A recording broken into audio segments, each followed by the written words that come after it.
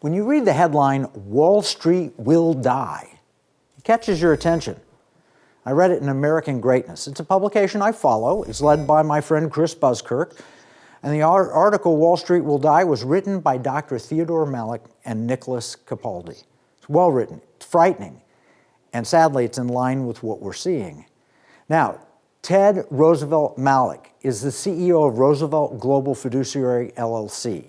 He served as a research professor for the Spiritual Capital Initiative at Yale University, senior fellow Said Business School at Oxford University, and professor of governance and leadership at Henley Business School, where he co-led the Directors Forum.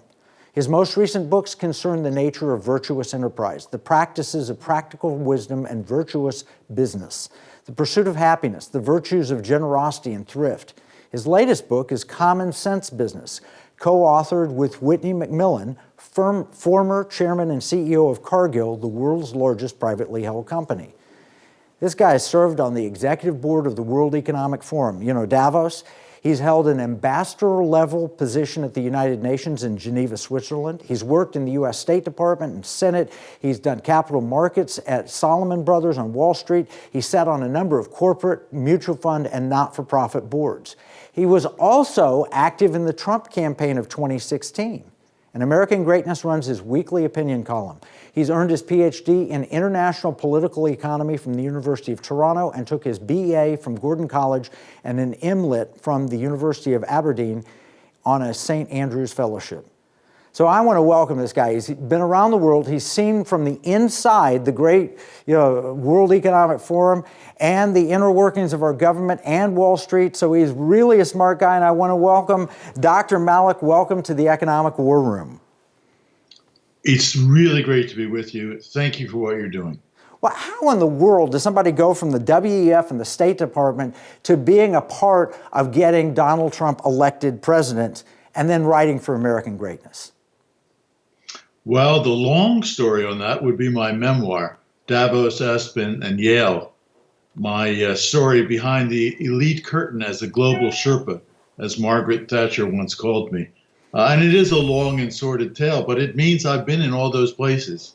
I know how that system works, and therefore I'm very dangerous to them.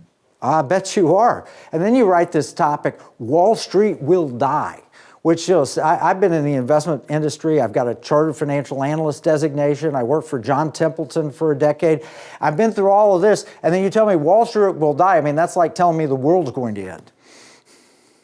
Well, I was very pleased to hear that word, John Templeton. I served as his advisor. I served on his board, and his foundation gave me a rather large sums of money to do research over the years. So we have that in common.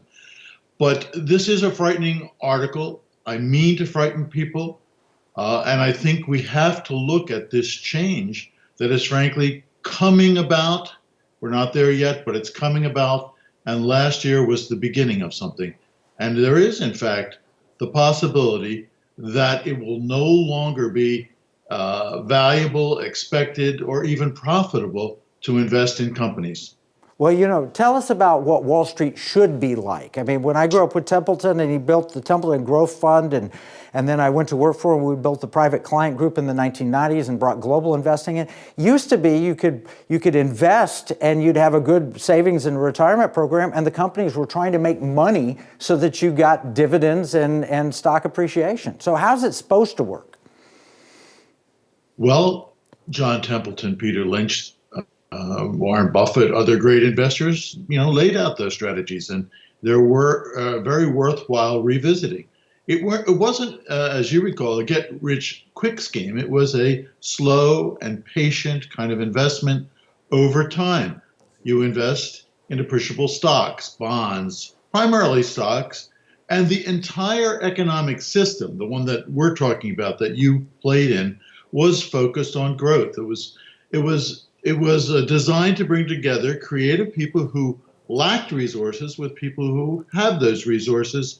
And in fact, that was the genius of the entire US market economy. And there was, I would argue, for decades upon decades. I used to watch Sir John on Wall Street Week with Lou Rukeyser as a child, my mother taking notes on what he would say. You could hear the pin drop. It used to be that you could run those kinds of market plays over the long term, and the market would go up and it would go down, but over the long term, it would always grow.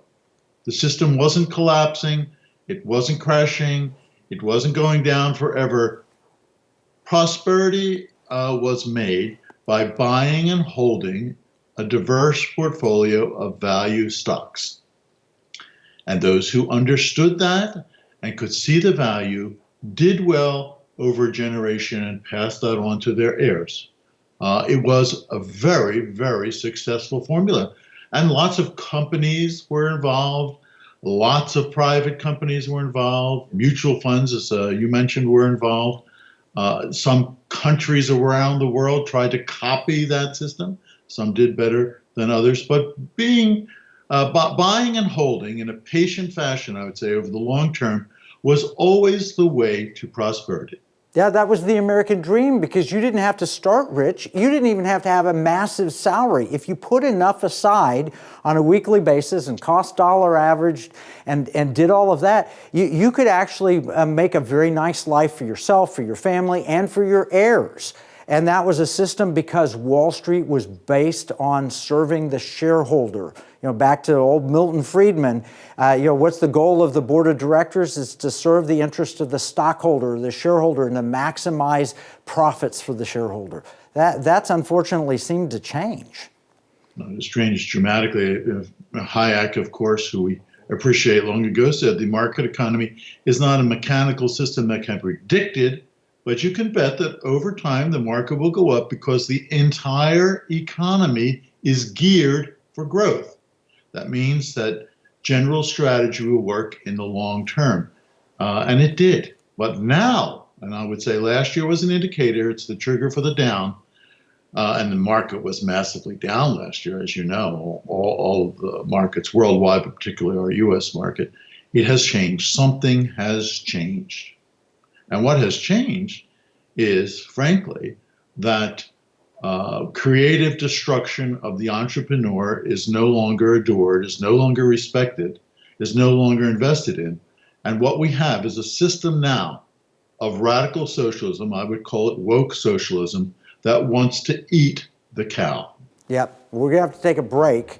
When we come back, let's talk about creative destruction, and let's talk about how we can keep the cow alive.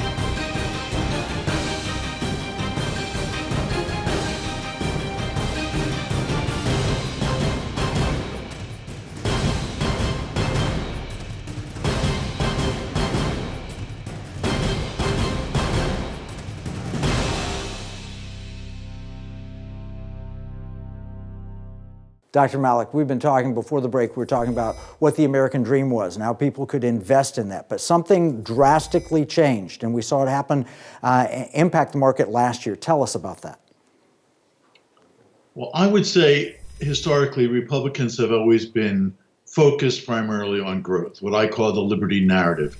Democrats, meanwhile, have focused on maldistribution of wealth. As you know, there's been a conflict between these rival elites for leadership in America, one more entrepreneurial, business-oriented versus professional politicians, actually what have become permanent politicians, a political class, and bureaucrats and their academic elites who favor the therapeutic state. There are very few of us academics, frankly, from the Republican side, and certainly in the leading institutions. What has changed is that the Democrats are now prepared to sacrifice growth in favor of distribution, what they used to call equality, and they now refer to equity. They want equal outcomes, and that changes the entire narrative. Yeah, you actually used the example of we've got cows, they're producing milk or meat, but they want to kill the cows, the dairy cows, and divide up the cow. Tell us about that. Well, I think that the present permanent and overriding crisis for the Democrats, of course, is the environment, global warming, climate change, whatever Davos expression is popular this weekend. You can actually listen to Klaus Schwab. He's on TV yesterday talking about how he wants to master all of us. The survival of the human race does not depend or require infinite long-term growth, according to this view. In fact, the opposite. I think most of them think that survival is incompatible with growth. So this takes us back to the limits of growth argument published in 1971 by the Club of Rome, all which was based on a faulty MIT model. And we want now, in the words of the ESG crowd and the Davos crowd, to do away with the lifestyle of the American middle class and our standards of living. And that means killing the American dream. Well, and what you said there is that one viewpoint wants to take us back to where we were before 1820, when the American dream really took off, where growth was less than 0.1% per year for 2,000 years, and it's been massively higher since then, and they want to return us to that, but that's a return to poverty. I mean, I look at Bono's statement recently, when Bono's talking about it, he says, I used to believe we should just distribute things better, but now I've come to realize that free market capitalism is the only way to end poverty in the world. What you're telling me is the Davos crowd really wants to reinstitute poverty, even though they're not admitting that.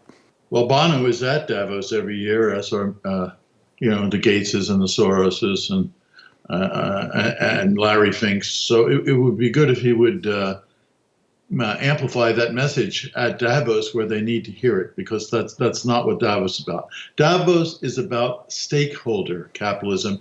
I would argue it's not about capitalism at all.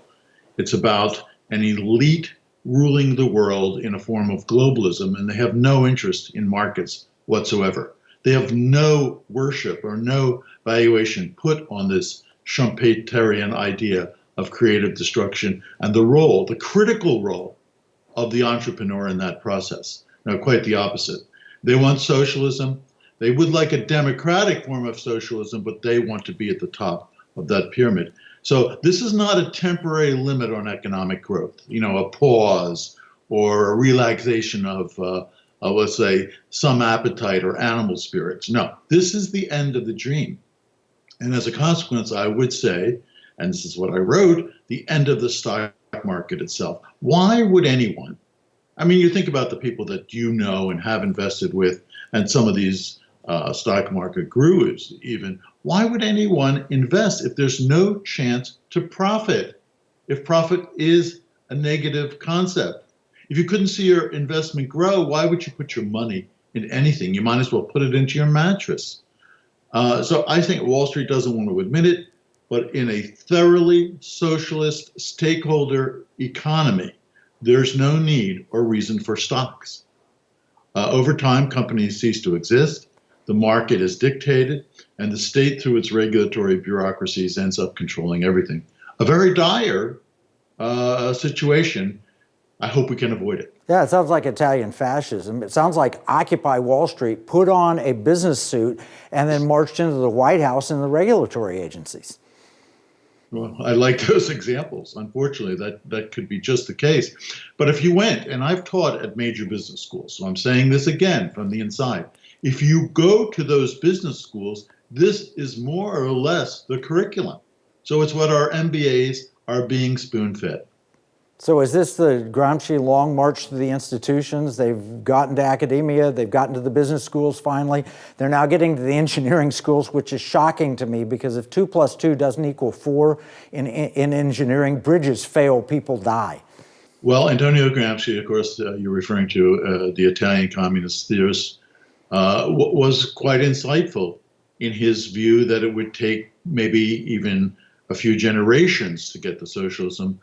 It wasn't Marx's proletarian revolution that would happen, simultaneously in an overthrow of the government by a vanguard or proletariat of the elite. So yes, and it's quite interesting. I don't know if you knew this, but our Secretary of the Transportation, of whom I think very little, his father is actually the world's expert on Antonio Gramsci, and he was schooled at the knee of that theory, and now he's the, third or fourth most prominent Democratic politician. It's unbelievable, and he's completely incompetent apparently, or it's on purpose to destroy the economy. I can't tell which, but it seems like total incompetence from Secretary Buttigieg. Well, he couldn't fill the potholes in a small city in Indiana, so he might as well be promoted to such a prominent position where the FAA and all the other critical infrastructure reports through him. But this is not about him, but it is about that view, that idea that over time, in a long-term swing, we can move our capitalist economy, one which, as you say, from the 1800s, moved us in the direction of living longer, living better, living more prosperous lives, not just in the United States, but in many places around the world. That scenario is coming to an end. Yeah, it's very sad. And it's something that we're fighting against. We think we're in an economic war. That's a form of economic warfare. We're battling that for free market capitalism, individual liberty, and all of those things here in the Economic War Room. So we're going to have to take another break. But when we come back, I'd like to address some solutions, some of the things we can do. I heard you give a speech recently, and you listed 7 things, and they were powerful, and I agreed with every one of them. So let's take a break, and we'll be right back with Dr. Malloch.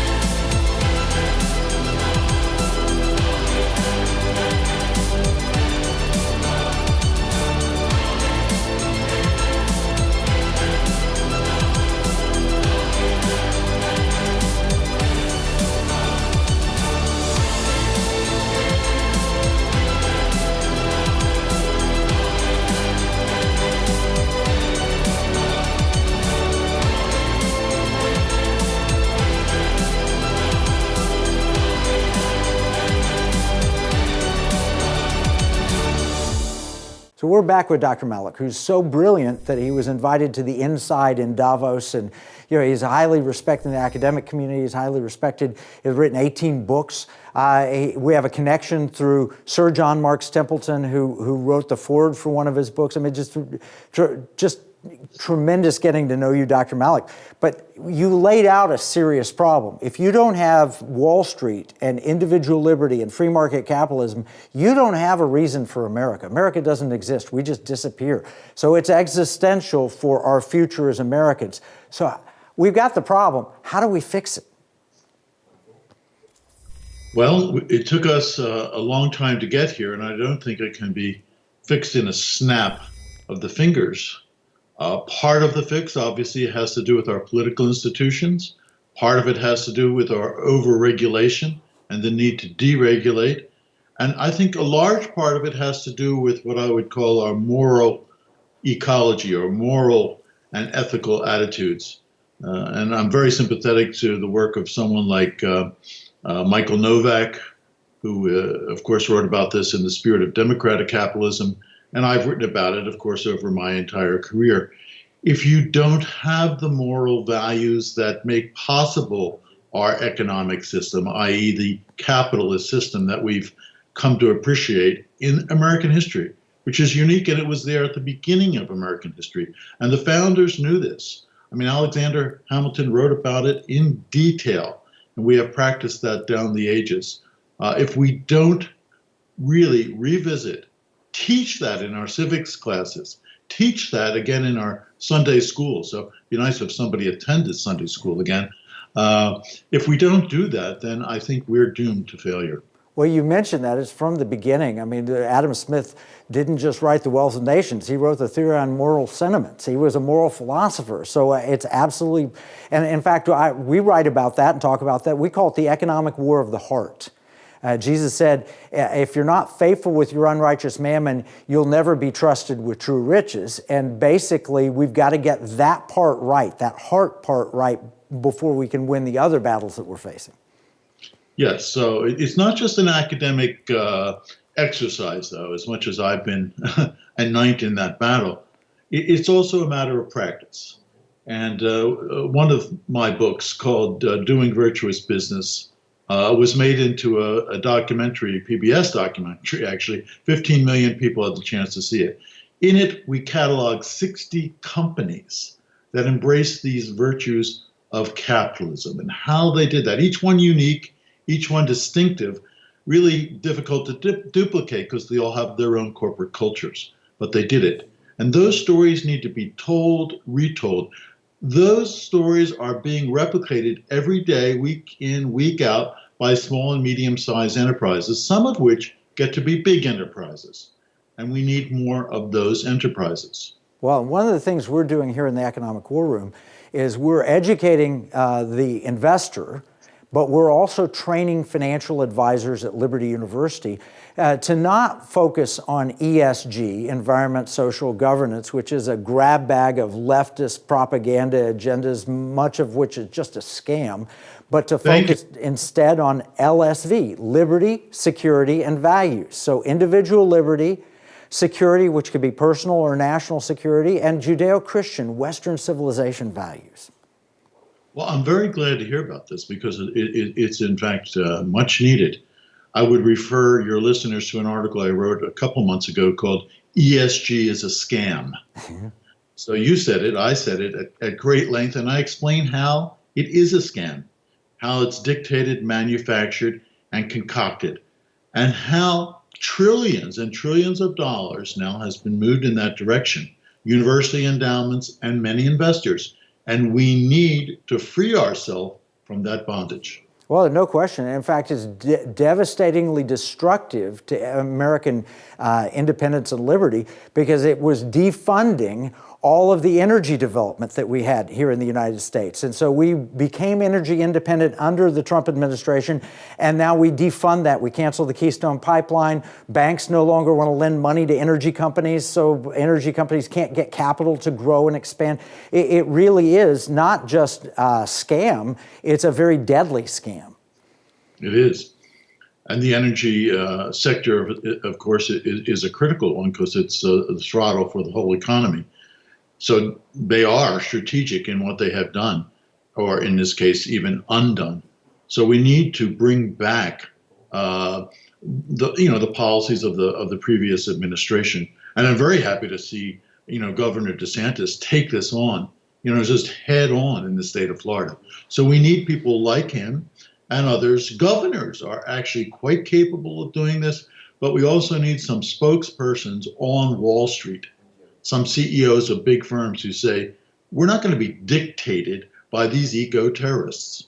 No, fantastic. And the governors can do it, the state treasurers can do it, the secretaries of state can do it. They're defunding and removing funds from BlackRock, State Street, Vanguard if they go against the principles and the benefits and the needs of the state. So the tremendous movement. If we can train 10,000 financial advisors, we estimate we'll weaponize $1 trillion of financial capital, which is a drop in the bucket compared to ESG, but I think it's a pretty good start.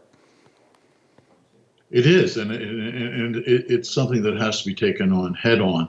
So we probably need a counter Davos at some point in time to make our arguments. Well, we're starting with the middle class and starting with the investor because that's what they're trying to kill. That's the one that's in the crosshairs. But we would love to invite you, Dr. Malloch, to be a part of the National Security Investment Consultant Institute. Come and speak at one of our events or be online when we have our training is done online at Liberty University, but we have an open call, a Zoom call on Fridays. We'd love to have you available to answer questions and just dialogue with some of these financial advisors. Because their clients, we've done the surveys. The clients want something that's good for their family and good for their country. They don't want ESG. Correct. And in the end, as I suggest, hopefully this does not come to fruition. If we follow this dictate of woke stakeholder activity, which is really radical, democratic, maybe not so democratic, elitist socialism, we will end in a situation where there are no stocks to invest in. There are no companies. When the Soviet Union took over Eastern Europe after the Second World War, the first thing they did was to get rid of the stock market. The second thing they did was override, through regulation, all of the companies, through the GOS plan, through the central planning. The third thing they did, and this was very interesting, of course, and it has to do with the ideology around secularism, was to cancel all charity. Wow.